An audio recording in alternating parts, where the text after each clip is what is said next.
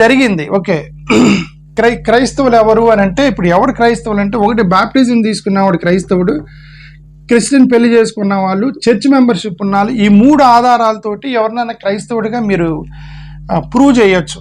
అటువంటి ఆధారం ఉన్నా సరే ఈ 3టిని ఆధారంగా క్రైస్తవుడిగా పరిగణించవచ్చు అని కోర్టు జడ్జిమెంట్లు ఇచ్చింది కూడా.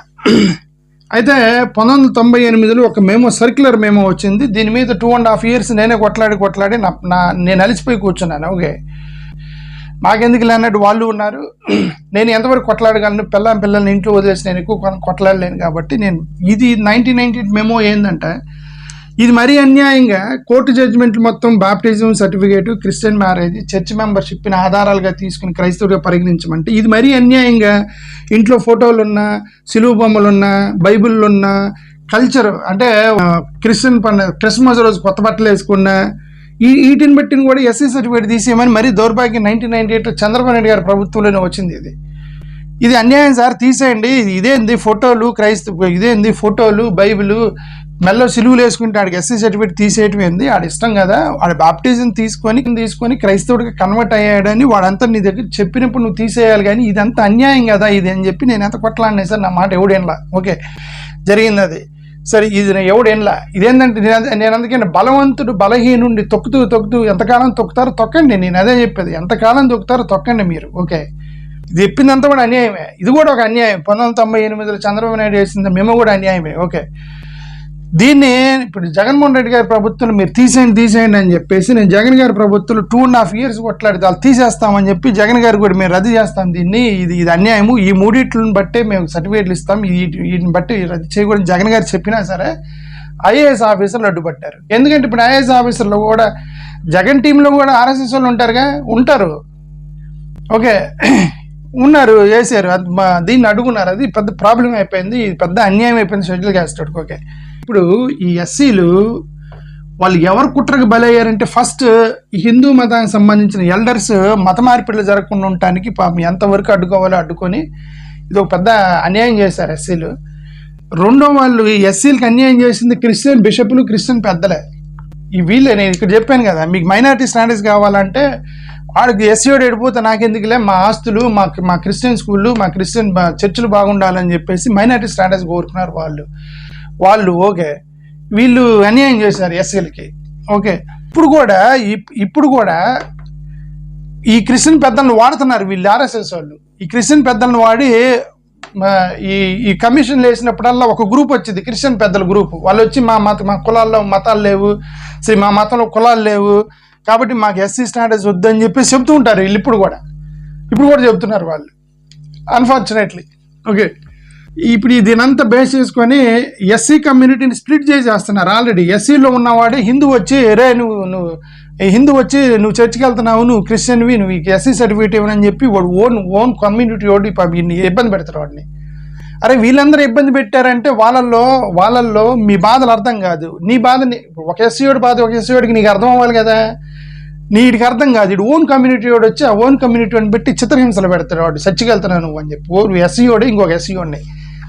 ఇది పెద్ద ద్రోహం బ్రదర్స్. ఎస్సీలో ఎవరైనా నా వీడియో చూస్తే ఇది పెద్ద ద్రోహం చెప్తున్నాం, జాగ్రత్త చూడండి. ఓకే, నీకు తెలుసు ఒక ఎస్సీఓడి బాధ, వివక్ష, కులాల మీద ఒక ఎస్సీఓని ఏ విధంగా ట్రీట్ చేస్తారు కాలనీల్లో అనేది నీకు తెలిసి కూడా నువ్వు షెడ్యూల్ క్యాస్ట్ వాడిని చర్చికి వెళ్తున్నాడని నువ్వు ఇబ్బంది పెడుతున్నావు.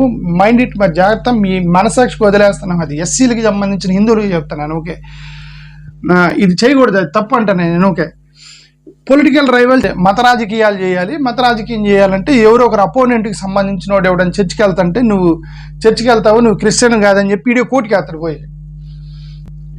వాడు ఎస్సీఓడే కోర్టుకి వేస్తాడు. ఓకే, ఇది పొలిటికల్ రైవలరీ జరుగుతుంది విదిన్ ద ఫ్యామిలీలో ఎక్కడ కన్ఫ్లిక్ట్ అయినా సరే దీన్ని వాడుకొని క్రిస్టియన్స్ చర్చికి వెళ్ళే ఎస్సీని ఇబ్బంది పెడుతున్నారు. ఓకే, మరి ఇప్పుడు భారతదేశం మరీ అన్యాయంగా క్రూయల్గా ఉందా అంటే ఇది అన్యాయమే, కానీ భారతదేశాన్ని ఒకటైతే మనం ఒప్పుకోలేదంటే they are not very much cruel. Okay, ఈ మొత్తానికి తెలుసు, ఇంక్లూడింగ్ ఆర్ఎస్ఎస్ పెద్దలకు కూడా తెలిసి ఇది అన్యాయం అని.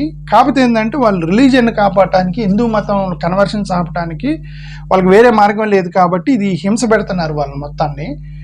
బట్ దర్ క్రూయల్ ఏం కాదు. ఎందుకంటే ఇప్పుడు దళిత కాలనీలో ఆల్మోస్ట్ 80% అందరు చర్చిలకు పోతున్నారు, కానీ అందరు హిందూ సర్టిఫికేట్ మీద ఉన్నారు. వాళ్ళందరూ చూసి చూడనట్టుగా ఉన్నారు అంతా. నిజం మాట్లాడితే వాళ్ళని చూసి చూడనట్టుగా ఉన్నారు.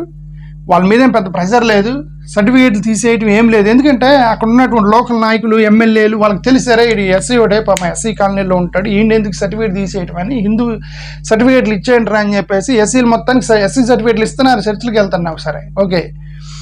రెండోది, ఇప్పుడు వీళ్ళందరినీ కన్వర్ట్ చేస్తే హిందూ పాపులేషన్ పడిపోయిద్దని ఆర్ఎస్ఎస్ వాళ్ళు వీళ్ళందరూ భయం, వాళ్ళు ఓన్లీ బెదిరిస్తారే తప్ప సర్టిఫికేట్లు మార్చరు, మాస్గా మార్చరు.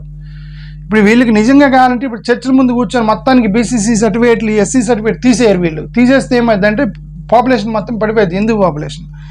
ఒక 1% పాపులేషన్ పడితేనే పిల్లలు కానండి అంటున్నారు వీళ్ళు, హిందూ పాపులేషన్ పడిపోతుంది, ముస్లిం పాపులేషన్ పెరుగుతుంది, మీరు పిల్లలు కానండి అనేటువంటి వీళ్ళు ఇప్పుడు వీళ్ళు పట్టుకొని క్రైస్తవులు మొత్తాన్ని సర్టిఫికేట్లు, హిందూ సర్టిఫికేట్లు తీసేస్తే వాళ్ళ పాపులేషన్ ఇంకా పడిపోయింది. అందుకని వాళ్ళు చేయట్లా, అది బెదిరిస్తున్నారు, హిరాస్ చేస్తున్నారు, టార్చర్ పెడుతున్నారు తప్ప సర్టిఫికేట్లు మార్చట్లా. ఓకే, అది పొలిటికల్గా ఎక్కువగా మరి ప్రెజర్ చేస్తే క్రైస్తవులు ఓట్లేరు, దళితులు ఓట్లేరు అని చెప్పి, దళితులు మొత్తం క్రిస్టియన్స్ ఉన్నారు ఓట్లేరు అని చెప్పి ఒక పొలిటికల్ ప్రెజర్.